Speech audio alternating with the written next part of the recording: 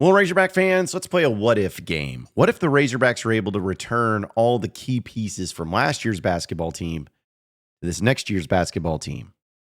How good can it be? We'll talk about it on today's Locked On Razorbacks podcast.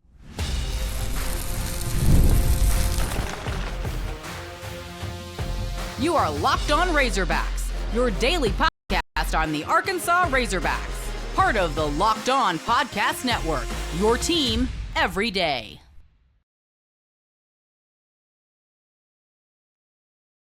And welcome into the Locked On Razorbacks podcast. I am your host, John Nabors. I am also the host of Inside Arkansas Live, which you can catch every weekday starting at noon on Inside Arkansas and InsideArkansas.com. Today's episode is brought to you by Game Time. Download the Game Time app, create an account, and use code LOCKEDONCollege for $20 off your first purchase. Hope everybody's having a wonderful Tuesday at this point, as at least the time of the recording of this podcast, still nothing on the transfer portal stuff. Fun, right? But just know that it's going to happen. You're going to have a team put together, and I know that a lot of you are probably even tired of hearing about it. Maybe you want to hear about other things too, which is fine. I understand that. I get it. But at the end of the day, it's still going to be one thing or the other. You're still going to have a team that's great, or you're going to have a team that's not so great. So we'll keep you updated on it, and if anything changes.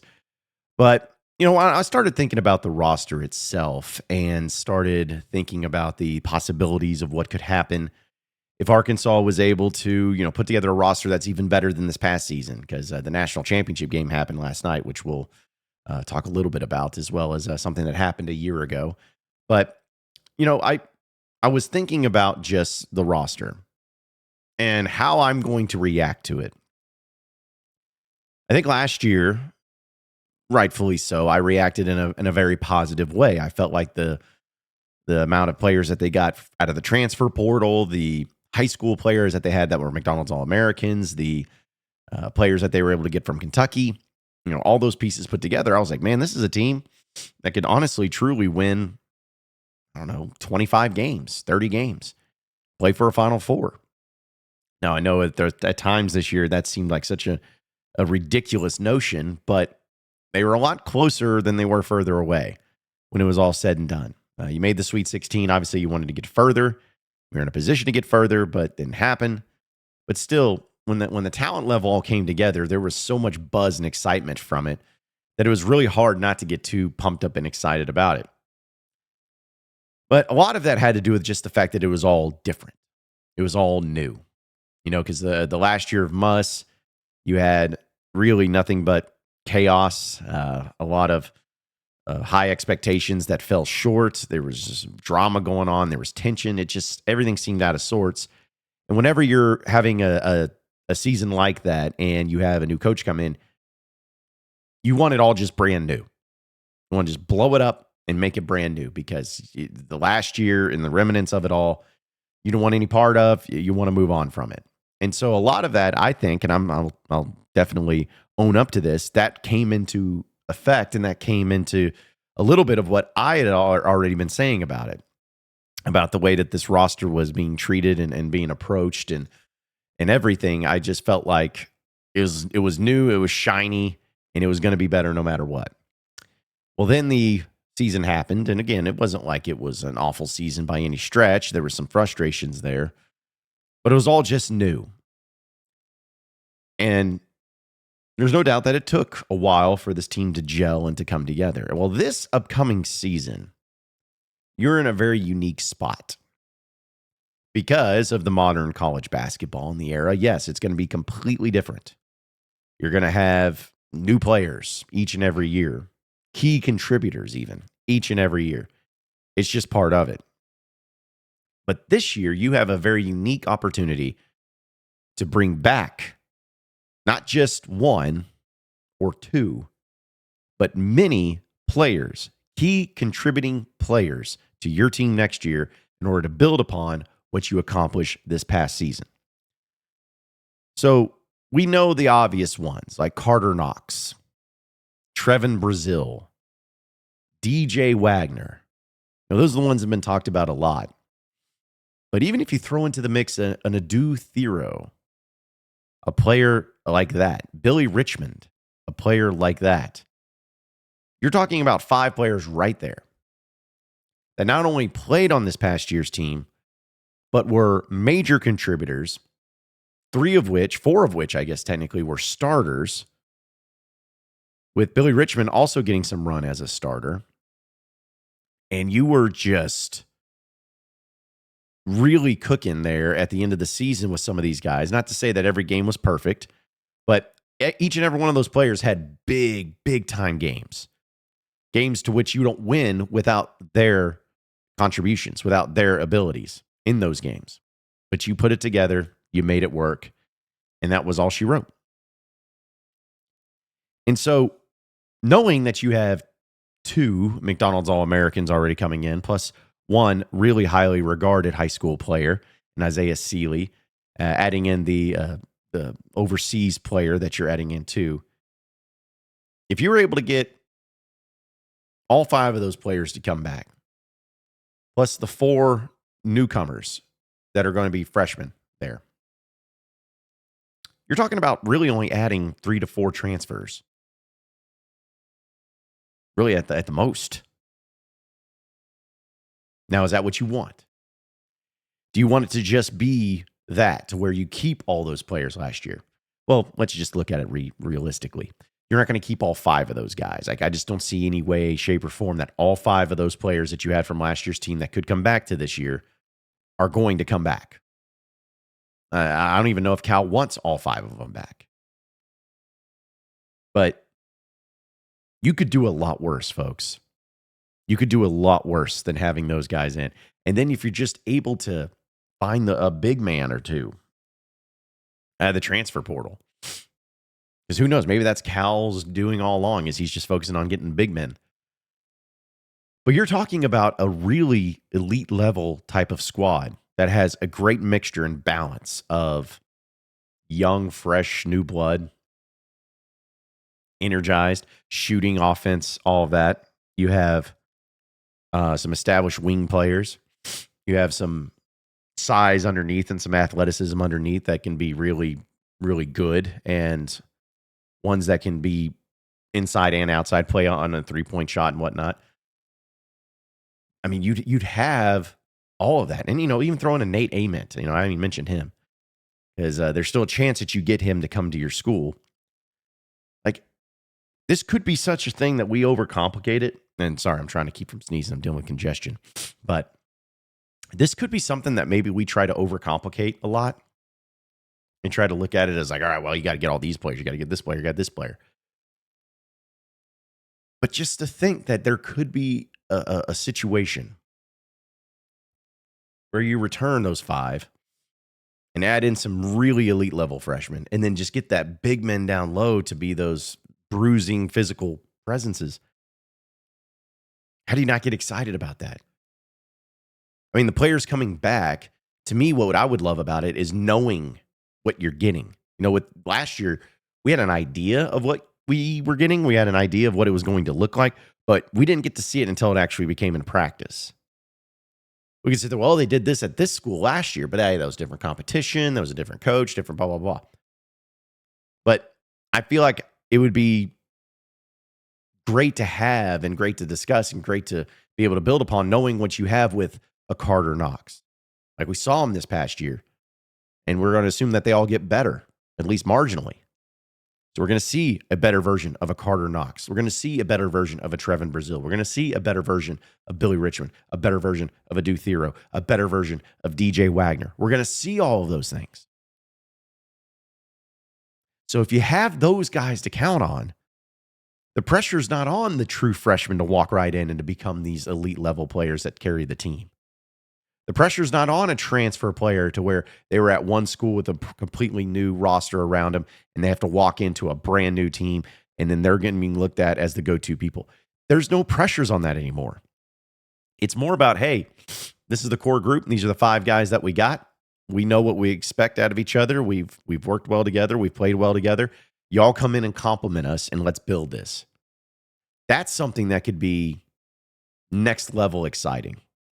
And honestly, truly, would be something to where most, not all, but most people would be looking at Arkansas as a dark horse national championship team, maybe even one of the best teams in the SEC, because they're doing something and they've been able to do something that nobody else can really do, or at least it's really difficult to do. And that is retain your players, retain them and make them go through the system again in the offseason and improve upon themselves. Like that, my friends, that's how you win. That's how you get to that point. You got to build off something. So I asked the question of the what if game, because why do we do that? Why do we do the what if game? Well, we do the what if game because it is a possibility. Although it may be slim, although it may not be likely, there's still a possibility it could happen. And if it does happen, man, it's just going to be hard for me not to get too pumped up and excited about it. I'm feeling good. I'm feeling great. Feeling like it's all going to come together at the right time. I feel like this is all meant to be, right? Right. Sure. Whatever. But it's going to be exciting to see. It's going to be exciting to see.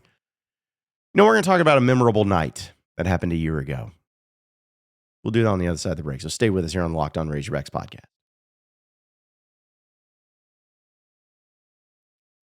All right, folks, I'll tell you something. There's nothing like the energy of a live game. We all know that. Whether it's catching the last-minute MLB showdown or soaking up the excitement of an NBA matchup. But finding great seats at a great price, well, it used to be a challenge. Until I found Game Time. Game Time makes last-minute tickets and scoring those tickets easier than ever. Prices actually drop as the events get closer. And with their all-in pricing, you can see the total cost up front. No surprises at checkout whatsoever. They have these last-minute deals where you can save up to 60% off buying it for last-minute tickets to sports, concerts, comedy shows, theater, and so much more. You can grab last-minute seats for any game, Razorback baseball, anything like that, and you can save big on their zone deals. With seats that you can view before you buy, no surprise fees, and a lowest price guarantee, you can book with total confidence. Their lowest price guarantee means I never have to worry about overpaying, and neither will you. So take the guesswork out of buying tickets with Game Time. Download the Game Time app, create an account, and use code LOCKEDONCollege for $20 off your first purchase. Terms apply. Again, that is code LOCKEDONCOLLEGE for $20 off. Download Game Time today. Last minute tickets, lowest price, guaranteed.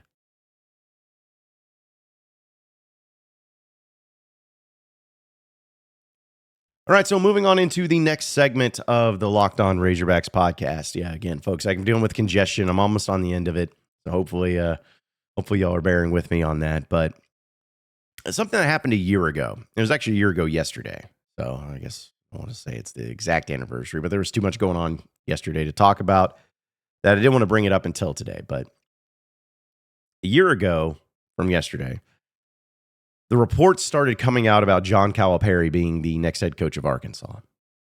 And a lot of you remember that fateful Sunday night, which I know I do. I remember being in an office space there with Natty State, and I was doing some office work by myself up there, and I saw Wes Moore's report that was coming out that he had said that John Calipari is going to be the next head coach at Arkansas. And I was laughing about it. I was like, there's no way. And I remember texting Wes, because I'm friends with Wes. And Wes is not the type that would ever put out something like that unless he was confident. And I said, man, are you sure about this? And he goes, I have confirmed it with 3 different sources. I stand by my reporting. I was like, okay. That just does not seem real. There's just no way it's real. But lo and behold, it was very real. And then that night, I remember we decided to do a live stream because when I started Natty State Sports and then kind of went into with it, same thing with Inside Arkansas, is that I always wanted to make sure that whenever the emotions, the interest, the peak of Razorback fans in their minds are wandering, to go live, whenever that is, and for whatever reason, whenever they're really all in on something, to go live. And so I decided to go live, and we had, it was just going to be something that just go through very easily. Ended up being 3.5 hours, and me and Curtis and Scotty and Andrew all talked about it and went through the multitude of reports that started coming out, and more people talking about it, and more people going through it. And we actually still have our live stream up on our YouTube page of that. It was one of the most fun nights I can remember in my career because of the absurdity of it all. It was just absurd. There was no way that John Calipari was the next head coach at Arkansas, especially the names that are getting thrown around. I reflect on that still to this day as, to me, the biggest, craziest, most shocking college sports story, at least on the coaching front, that I've ever seen. We've seen some pretty big deals of coaches leaving certain schools and going somewhere else on occasion, but I don't think it ever was that shocking, that surprising. And I think a lot of it had to do with the fact that, one, Cal was not the guy who just flirted with a bunch of other jobs every year. And two, the fact that the news was broken by someone in the local media, because usually something of that magnitude is only broken by the national media, which I still think the national media resent Cal for that.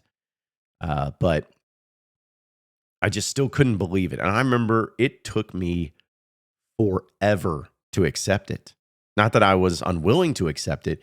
It's just I felt like I was living in this fantasy world. There was just no way. There was just no way that this was true, that John Calipari, the man who I had despised and hated for 20 years, whether he was at Memphis or Kentucky or wherever, the man I hated for so long was now becoming my head coach.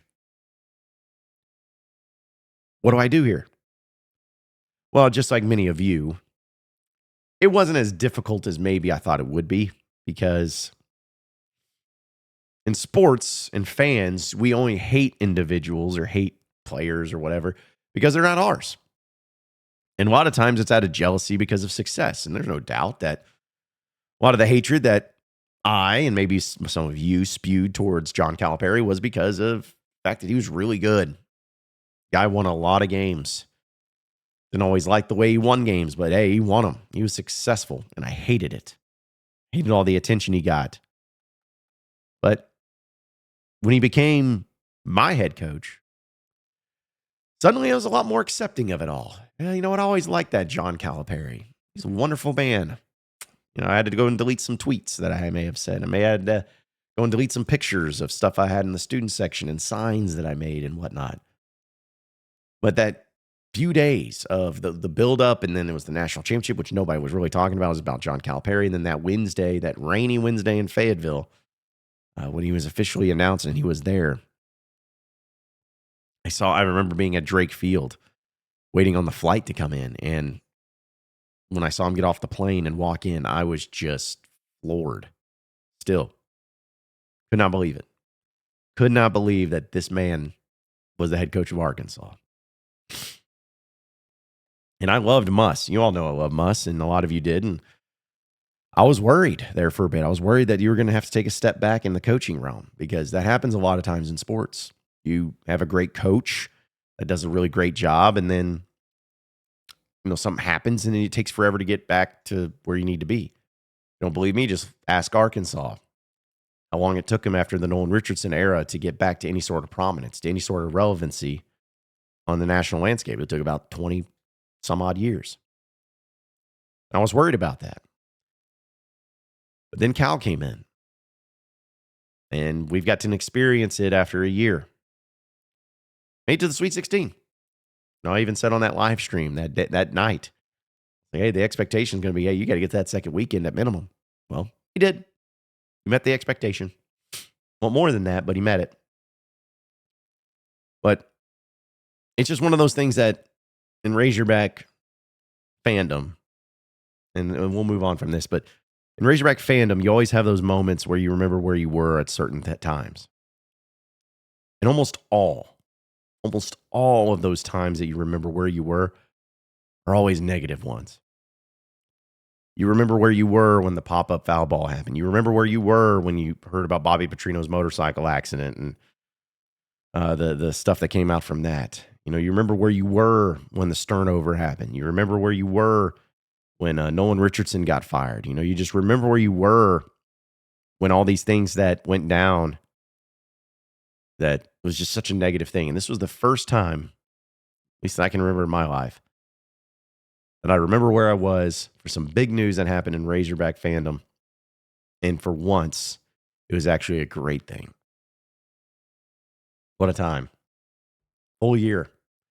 Full year in for the John Calipari experiment. Crazy stuff.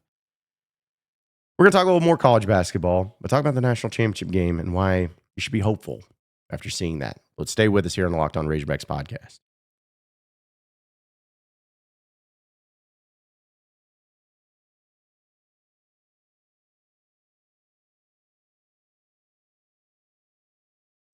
All right, so final segment here on the Locked On Razorbacks podcast. Okay, so before I start having a sneezing fit, I started thinking about last night in the national championship game. Florida, the Gators, won the national championship. It was a great game. Ugly. Florida comes from behind once again. They were just built to come from behind, I guess. Florida beats Houston. I felt really bad. I wanted Houston to win. I wanted Kelvin Sampson to win. I really liked, and just seeing that was heartbreaking, seeing that Kelvin Sampson ordeal. But, you know, I give a lot of credit to Florida and Todd Golden. And it was just weird to me seeing that of all the teams, really? Florida's won 3 national championships in 20 years, and they've done it with 2 different coaches. And they're a school that really don't even care that much about football or about basketball. They care about football. It's crazy to me, but still. I don't mind Florida. I don't mind Todd Golden. You know, I'd rather a team that's like Florida that's already won a championship win besides Bama or Auburn or any of these other clowns. So, yeah, I mean, it was good, but I'm hopeful Arkansas will be there next year. But it honestly should give you a little bit of hope, a little bit of taking solace in it a little bit, because it just goes to show you that it all can come together at once, and it can come in the most random times and in a random season. You know, Florida and Todd Golden they were never, ever going to be a program or a team that I felt like was going to win a national championship. Plain and simple. I didn't think, and it's not that Todd Golden was a bad coach. It's just, you know how difficult it is. And I just didn't put the 2 and 2 together. But, oh yeah, Todd Golden, Florida. Yeah, I could see a championship in a couple years. Especially considering that Todd Golden's like 39 years old, just a couple years older than me. Jeez. But it just goes to show you that it could happen.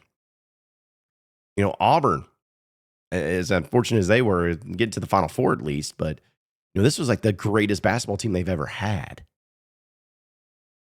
And they go to the Final Four, and it was great and all. Like, I'm not hating on them for it, but you just feel like you fell short. Alabama was a preseason number 3 team, made it to the Elite Eight. Kansas, preseason number 1, didn't even come close. Lost in the first round to Arkansas.